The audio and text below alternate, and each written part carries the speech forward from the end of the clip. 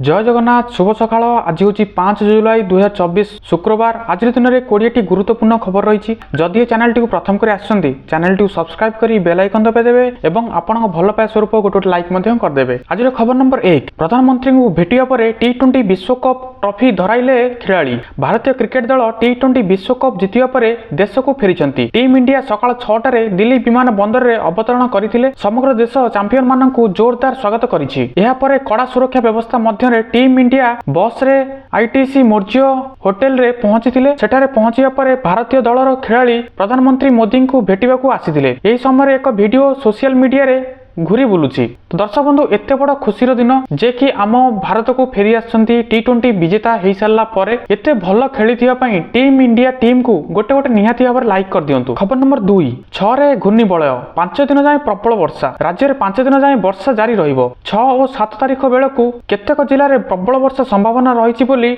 आंचलिक पाणीपाग केन्द्र पक्षरु सूचना दी जाइछि। आसंता 6 तारिख बेलू बंगोपसागर रे एक घूर्णिबलय सृष्टि होई पारे बोली पूर्वानुमान करा जाइछि। एहार प्रभाव रे 6 और 7 रे किछि जिले में प्रबल वर्षा हेबा नै अनुमान करा जाइछि। एपरिक 7 तारिख रे प्रबल अति प्रबल वर्षा हेबो बोली आंचलिक पाणीपाग केन्द्र पक्षरु आकलन करा जाइछि। खबर नंबर 3, 8 तारिख रे मुख्यमंत्री अभियोग शुणाणी बंद रहिबो। रथयात्रा पई सरकारी छुट्टी थिबारु अभियोग शुणाणी बंद रहिबो बोली गुरुवार साधारण प्रशासन और अभियोग विभाग सूचना दैछि। सूचनायोग्य प्रति मासरे मुख्यमंत्री साधारण जनता अभियोग शुणुचंती। यह नहीं खबर रही। खबर नंबर 4, प्रसव पर महिला मृत्यु को नहीं हस्पिटाल रे भंगारुजा। भद्रक गेलपुर स्थित मातृ और शिशु मंगल हस्पिटाल रे गुरुवार प्रसव पर जड़े महिला मृत्यु को नहीं भंगारुजा सह उत्तेजना परिस्थिति सृष्टि होइछि। मिलिथिबा सूचना मुताबक महिला प्रसव वेदना हेबारु परिवार लोके तांको मातृ और शिशु मंगल हस्पिटाल रे भर्ती करथिले। सेठारे महिला जनक छुआ जन्म करथिले। छुआ जन्म पर महिला मृत्यु घटिथिला। चिकित्सा रे अवहेला जोगु महिला मृत्यु घटिथिबा मृतकंक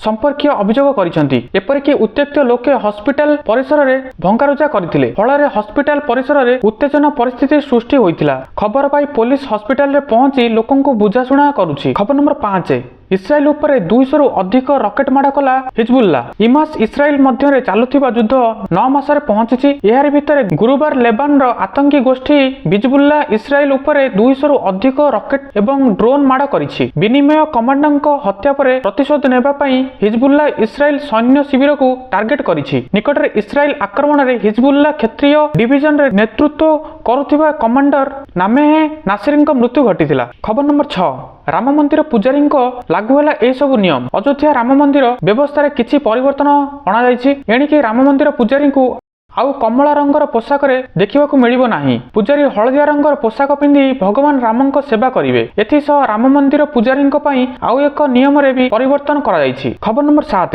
महाप्रभुଙ୍କ निकटକୁ आसीछि अंबानी परिवार विवाहर निमंत्रण कार्ड। विवाह उत्सव रे महाप्रभुଙ୍କ उपस्थिति कामना करी विशिष्ट शिल्पपति अनंत अंबानी महाप्रभुଙ୍କ निकटକୁ पठाइछन्ति एही निमंत्रण पत्र। भव्य परिवेश रे एही निमंत्रण पत्रटी प्रस्तुत होइथिबा अनुमान करा जाउछि। निमंत्रण पत्रटी खोलिले विष्णुଙ୍କ सहस्र नाम गुंचिरित होउछि। निमंत्रण पत्रटी को अति आदरपूर्ण सेवायत माने महाप्रभुଙ୍କ निकटरे अर्पण करिसंती। खबर नंबर 8, जेल रु बाहरी बारे 7 दिन पर केमिति मुख्यमंत्री हेले हेमंत सोरेन। झारखंड मुक्ति मोर्चा कांग्रेस आरजेडी मिलित अंचल नूतन नेता हेमंत सोरेन पुणी थरे झारखंड मुख्यमंत्री भाव में शपथ ग्रहण करिसंती। हेमंत सोरेन तृतीय थर पई झारखंड मुख्यमंत्री भाव में गुरुवार शपथ ग्रहण करिसंती। चंपाई सोरेन मुख्यमंत्री पदरु इस्तीफा देबार गोटे दिन पर गुरुवार झारखंड राज्यपाल सीपी राधाकृष्ण झारखंड मुक्ति मोर्चा अध्यक्ष हेमंत सोरेन को राज्यर सरकार गठन पई आमंत्रण करिसंती। खबर नंबर 9, हाथरस ट्राजेडी पर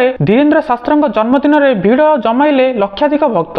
असहाय पुलिस। उत्तर प्रदेश हाथरस दुर्घटना पर मध्य प्रदेश रे पुलिस प्रशासन पई चिंता बढ़ी जाइछि। एहार कारण हेउछि प्रसिद्ध बागेश्वर बाबा धर्मेंद्र कृष्ण शास्त्रीଙ୍କ जन्मदिन थिला जुलाई 4 रे। देशर विभिन्न स्थान रे लक्ष लक्ष लोकंक छत्रपुर जिलार गर्भेश्वर धाम रे पहुंची धर्मेंद्र शास्त्री को जन्म वार्षिक पालन करिसेंती। बाबांक भक्तों भीड़ को दृष्टि रखी पुलिस प्रशासन कड़ा सुरक्षा व्यवस्था करिथिला एवं निकटस्थ 4टी जिला को फोर्स डकाइथिला। खबर नंबर 10, हाथरस घटना पर अनिर्दिष्ट काल पई दर्शन देबाकू मना कले प्रेमानंद महाराज। हाथरस एक सत्संग रे दल चकटा हेबारु 123 जनक मृत्यु होइछि। एही घटना पर अनेक बाबा सतर्क होइछंती। निज भक्त मानकू सुरक्षा पई निजर दर्शन देबाकू मना करूछंती। बुधवार बागेश्वर बाबा ବାବା ଏକ ଭିଡିଓ ଜାରି କରି କହିଥିଲେ ଯେ ତାଙ୍କୁ ଜନ୍ମଦିନରେ ଅଧିକ ଭିଡ଼ ହେବାର ସମ୍ଭାବନା ଥିବାରୁ ସେ ବଡ଼ ଆକାରରେ ଜନ୍ମଦିନ ପାଳିବେ ନାହିଁ। ଗୁରୁ ପୂର୍ଣ୍ଣିମାରେ ବଡ଼ ସ୍ଥାନ ଦେଖି କାର୍ଯ୍ୟକ୍ରମ ଆୟୋଜନ କରିବା ସହ ସେ ନିଜ ଭକ୍ତଙ୍କ ଦେଖା କରିବେ। ତାଙ୍କ ପରେ ଏକ ବହୁ ଚର୍ଚ୍ଚିତ ପ୍ରେମାନନ୍ଦ ମହାରାଜ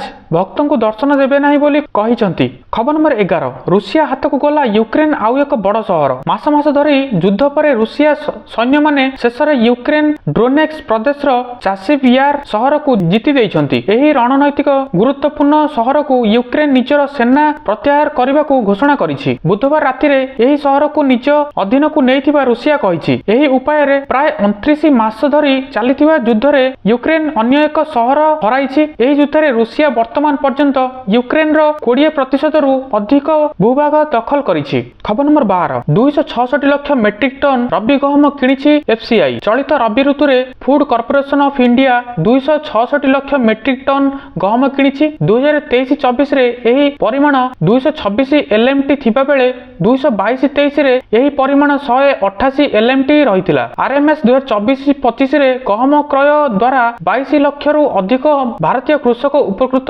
ହୋଇଥିବା କେନ୍ଦ୍ର ଖାଉଟି ବ୍ୟାପାର ଓ ଯୋଗାଣ ମନ୍ତ୍ରାଳୟ କହିଛି। ପ୍ରାୟ 61 ଲକ୍ଷ କୋଟି ଟଙ୍କା ସର୍ବନିମ୍ନ ସହାୟତା ମୂଲ୍ୟରେ ଗହମ କିଣିବା ପରେ ଏହି ଚାଷୀଙ୍କ ବ୍ୟାଙ୍କ ଆକାଉଣ୍ଟରେ 61 ଲକ୍ଷ କୋଟି ଟଙ୍କା ଜମା କରାଯାଇଥିବା ବିଭାଗ ସୂଚନା ଦେଇଛି। ଖବର ନମ୍ବର 13, 56 ବର୍ଷ ବୟସରେ ପୁଣି ବାପା ହେବାକୁ ଯାଉଛନ୍ତି ଅରବାଜ ଖାନ୍। ବଲିଉଡ ଅଭିନେତା ଅରବାଜ ଖାନ୍ ବ୍ୟକ୍ତିଗତ ଜୀବନକୁ ନେଇ ପୁଣି ଚର୍ଚ୍ଚାରେ। କିଛି ମାସ ପୂର୍ବରୁ ସେ ମେକଅପ୍ ମାଷ୍ଟର ଖୁରା ଖାନଙ୍କୁ ଦ୍ୱିତୀୟ ବିବାହ କରିଥିଲେ। ଏବେ ବିବାହର କିଛି ମାସ ପୂର୍ବରୁ ଏବେ ସୁରା ଗର୍ଭବତୀ ଥିବା କୁହାଯାଇଛି। ଉଭୟଙ୍କ ଏହି ଭିଡିଓ ଭାଇରାଲ ହେବା ପରେ ଏଭଳି ଚର୍ଚ୍ଚା ହେଉଛି। ଖବର ନମ୍ବର 14, ଏହି ତାରିଖରେ ଖୋଲିବ ରତ୍ନ ଭଣ୍ଡାର। ଖୁବ୍ ଶୀଘ୍ର ଖୋଲିବ ରତ୍ନ ଭଣ୍ଡାର, ଏନେଇ ଘୋଷଣା କରିଛନ୍ତି ଆଇନ ମନ୍ତ୍ରୀ ପୃଥ୍ୱୀରାଜ ହରିଚନ୍ଦନ। ସାମ୍ବାଦିକ ସମ୍ମିଳନୀ କରି ଆଇନ ମନ୍ତ୍ରୀ କହିଛନ୍ତି ରତ୍ନ ଭଣ୍ଡାର ଖୋଲିବ। ଆସନ୍ତା 6 ତାରିଖ ଏକ ବୈଠକ ଅନୁଷ୍ଠିତ ହେବ। ଏଥିରେ ରତ୍ନ ଭଣ୍ଡାର ଖୋଲିବା ନେଇ ଚୂଡ଼ାନ୍ତ ନିଷ୍ପତ୍ତି ନିଆଯିବ। ଏନେଇ ରାଜ୍ୟ ସରକାର 16 ଜଣିଆ କମିଟି ଗଠନ କରିଛନ୍ତି। ହାଇକୋର୍ଟ ପୂର୍ବତନ ବିଚାରପତି ଜଷ୍ଟିସ ବିଶ୍ୱନାଥ ରଥଙ୍କ ଅଧ୍ୟକ୍ଷତାରେ ଏହି କମିଟି ଗଠନ ହେବ ଏବଂ କେବେ ରତ୍ନ ଭଣ୍ଡାର ଖୋଲାଯିବ ତାର ମଧ୍ୟ ତାରିଖ ଆସିଯିବ। ଖବର ନମ୍ବର 15, ଘରୋଇ କଲେଜ ବସରେ ଲାଗିଲା ନିଆଁ, ଅଳ୍ପକେ ବର୍ତ୍ତିଲେ ଛାତ୍ରଛାତ୍ରୀ। ଏଭଳି ଭୟାବନୀୟ ଘଟଣା ଦେଖିବାକୁ ମିଳିଛି ଅନୁଗୁଳ ରାମାୟଣପଡ଼ା ନିକଟରେ। ସୂଚନା ଅନୁଯାୟୀ ଗତକାଲି ଦିନ ପ୍ରାୟ 1:30 ରେ ଅନୁଗୁଳ ସହର ଉପକଣ୍ଠରେ ଥିବା ଏକ ଘରୋଇ କଲେଜ ବସ୍ ରାଧାରମଣପଡ଼ା ନିକଟରେ ଜଳିବାକୁ ଲାଗିଥିଲା। ଅନୁଗୁଳ ଅଗ୍ନିଶମ ବିଭାଗ କର୍ମଚାରୀ ପହଞ୍ଚି ନିଆଁକୁ ଆୟତ୍ତ କରିଥିଲେ। ଏହା ନେଇ ସୂଚନା ରହିଛି। ଖବର ନମ୍ବର 16, ଝିଅ ଜନ୍ମ ହେଲେ ଧନବର୍ଷା କରିବେ ସରକାର, ଖାତାକୁ ଆସିବ 50,000 ଟଙ୍କା। ପୁରାତନ କାଳରେ ଘରେ ଝିଅ ଜନ୍ମ ହେଲେ ଶୋକ ପାଳନ କରାଯାଉଥିଲା, କିନ୍ତୁ ବର୍ତ୍ତମାନ ସେହି ଜିନିଷ ପୁରୁଣା ହୋଇଗଲାଣି। ଆଜି ଝିଅମାନେ ସବୁକିଛି କରୁଛନ୍ତି ଯାହା ଜଣେ ପୁଅ ମଧ୍ୟ କରିପାରିବ ନାହିଁ। କେବଳ ଏତିକି ନୁହେଁ, ଅନେକ ରାଜ୍ୟରେ ସରକାର ମଧ୍ୟ ଝିଅ ଜନ୍ମ ହେଲେ ପରିବାରକୁ ଆର୍ଥିକ ସହାୟତା ପ୍ରଦାନ କରନ୍ତି, ଯାହାଦ୍ୱାରା କେହି ଝିଅକୁ ବୋଝ ବୋଲି ଅନୁଭବ କରିବେ ନାହିଁ। ଆଜି ବି ବିଶେଷ କରି ଦାରିଦ୍ର୍ୟ ସୀମାରେଖା ତଳେ ରହୁଥିବା ପରିବାରମାନେ ଝିଅ ଜନ୍ମକୁ ନେଇ ଖୁସି ଅନୁଭବ କରନ୍ତି ନାହିଁ। 2016 ମସିହାରୁ ରାଜ୍ୟରେ ମାଝି କନ୍ୟା ଭାଗ୍ୟ ଶ୍ରୀ ଯୋଜନା ଚାଲିଛି। ଏହା ଆରମ୍ଭ କରିବା ପଛରେ ସରକାରଙ୍କ ଉଦ୍ଦେଶ୍ୟ ଥିଲା ଲିଙ୍ଗ ଅନୁପାତକୁ ସନ୍ତୁଳିତ କରିବା। ଏହି ଯୋଜନା ବିଷୟରେ ବିଶେଷ କଥା ହେଉଛି ପ୍ରଥମ ଝିଅ ଜନ୍ମ ସମୟରେ ଆର୍ଥିକ ସହାୟତା ଦିଆଯାଏ। ଦ୍ୱିତୀୟ ଝିଅ ପାଇଁ ମଧ୍ୟ ସମାନ ସହାୟତା ପ୍ରଦାନ କରନ୍ତି ସରକାର। ଏହା ନେଇ ସୂଚନା ରହିଛି। ଖବର ନମ୍ବର 17, ରାସନ କାର୍ଡଧାରୀଙ୍କ ପାଇଁ ଗୁଡ୍ ନ୍ୟୁଜ, ମିଳିବ ଅଧିକ ଲାଭ। ଯଦି ଆପଣ ଏକ ରାସନ କାର୍ଡ ଧାରକ ତେବେ ଏହି ଖବର ଆପଣଙ୍କ ପାଇଁ ବିଶେଷ ହୋଇପାରେ। ପବ୍ଲିକ ବିତରଣ ସିଷ୍ଟମରେ 336ଟି ଦୋକାନ ଅଛି ଯେଉଁଠାରେ 1,02,667 ରାସନ କାର୍ଡ ଗ୍ରାହକ ରାସନ ପାଆନ୍ତି। ଖାଦ୍ୟ ଯୋଗାଣ ବିଭାଗ ବର୍ତ୍ତମାନ ସମସ୍ତ କାର୍ଡଧାରୀଙ୍କ ପାଇଁ EKYC କାର୍ଯ୍ୟ କରିବା ବାଧ୍ୟତାମୂଳକ କରିଛି। ନିୟମ ଅନୁଯାୟୀ ଯୋଗାଣ ବିଭାଗ ଡିଲରମାନଙ୍କୁ ରାସନ କାର୍ଡଧାରୀଙ୍କ EKYC କରିବା ଦାୟିତ୍ୱ ଦିଆଯାଇଛି। ସେହି ଗ୍ରାହକଙ୍କ EKYC କରିବାକୁ ଯେଉଁମାନେ PDS ଦୋକାନକୁ ଯାଇପାରୁନାହାନ୍ତି, ଡିଲରମାନଙ୍କୁ ରାସନ କାର୍ଡ ଧାରକଙ୍କ EKYC କରିବା ଦାୟିତ୍ୱ ଦିଆଯାଇଛି। ଏହା ନେଇ ସୂଚନା ରହିଛି। ଖବର ନମ୍ବର 18, ଓଡ଼ିଶାରେ କାର୍ଯ୍ୟକାରୀ ହେବ ଭାରତ ସରକାର ସମନ୍ୱିତ ମହିଳା ସଶକ୍ତିକରଣ କାର୍ଯ୍ୟକ୍ରମ ମିଶନ ଶକ୍ତି। ଭାରତ ସରକାରଙ୍କ ସମନ୍ୱିତ ମହିଳା ସଶକ୍ତିକରଣ କାର୍ଯ୍ୟକ୍ରମ ମିଶନ ଶକ୍ତିକୁ ଓଡ଼ିଶାରେ କାର୍ଯ୍ୟକାରୀ କରିବା ପାଇଁ ମୁଖ୍ୟମନ୍ତ୍ରୀ ମୋହନ ଚରଣ ମାଝୀ ନିର୍ଦ୍ଦେଶ ଦେଇଛନ୍ତି। ଏହି ଯୋଜନାରେ ମହିଳାଙ୍କୁ ସୁରକ୍ଷା, ନିରାପତ୍ତା ଓ ସଶକ୍ତିକରଣକୁ ସୁଦୃଢ଼ କରିବା ପାଇଁ ଲକ୍ଷ୍ୟ ରଖାଯାଇଛି। ଏଥିରେ ୱାନ୍ ଷ୍ଟପ୍ ସେକେଣ୍ଡ ମହିଳା ହେଲ୍ପଲାଇନ୍, ବେଟି ବଚାଓ ବେଟି ପଢ଼ାଓ, ମହିଳା ସଶକ୍ତିକରଣ ପାଇଁ ହବ ନିର୍ମାଣ,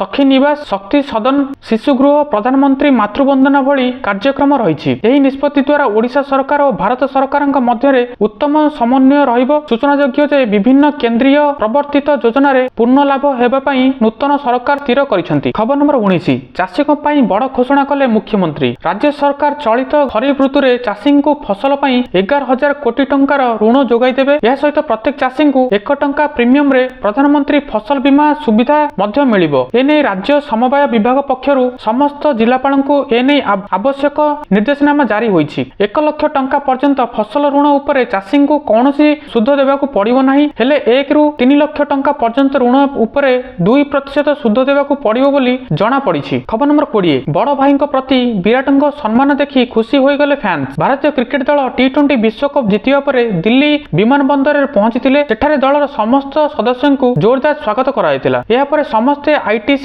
ମୋର୍ଜିଓ ହୋଟେଲ ଅଭିମୁଖେ ଯାତ୍ରା କରିଥିଲେ। ଭାରତ ଫେରିବା ପରେ ଷ୍ଟାର ଖେଳାଳି ବିରାଟ କୋହଲିଙ୍କ ସ୍ୱତନ୍ତ୍ର ଅନ୍ଦାଜ ଦେଖିବାକୁ ମିଳିଥିଲା। ବିରାଟ ଦୀର୍ଘ ଦିନ ପରେ ତାଙ୍କ ଭଉଣୀ ଭାଇନା କୋହଲି ଢିଙ୍ଗରା ଓ ବଡ଼ ଭାଇ ବିକାଶ କୋହଲିଙ୍କୁ ଭେଟି ଖୁସି ହୋଇଯାଇଥିଲେ। ତ ଦର୍ଶକ ବନ୍ଧୁ, କେତେ ବଡ଼ ଖୁସିର ଦିନ ଯେକି T20 ୱାର୍ଲଡ କପ୍ ଜିତିଲା ପରେ ଭାରତ ଆମ ଇଣ୍ଡିଆକୁ ଫେରି ଆସିଛନ୍ତି। ତ ତାର ସ୍ୱାଗତ କେମିତି ହେଇଛି ନିହାତି ଭାବରେ ଆପଣ ଯାଇ ଭିଡ଼ିଓକୁ ଯାଇ ଦେଖନ୍ତୁ। ତ ଦର୍ଶକ ବନ୍ଧୁ, ଏହି ଥିଲା କୋଡ଼ିଏଟି ନ୍ୟୁଜ୍। ପ୍ରତ୍ୟେକ ଦିନ ସକାଳୁ ସକାଳୁ ଏଇଭଳି ନ୍ୟୁଜ୍ ଦେଖିବା ପାଇଁ ତ ଚ୍ୟାନେଲଟିକୁ ନିହାତି ଭାବରେ ସବସ୍କ୍ରାଇବ କରିଦିଅନ୍ତୁ ଏବଂ କମେଣ୍ଟରେ ଯାଇ ଲେଖିଦିଅନ୍ତୁ ଜୟ ଜଗନ୍ନାଥ, ଜୟ ହିନ୍ଦ, ଜୟ ଭାରତ।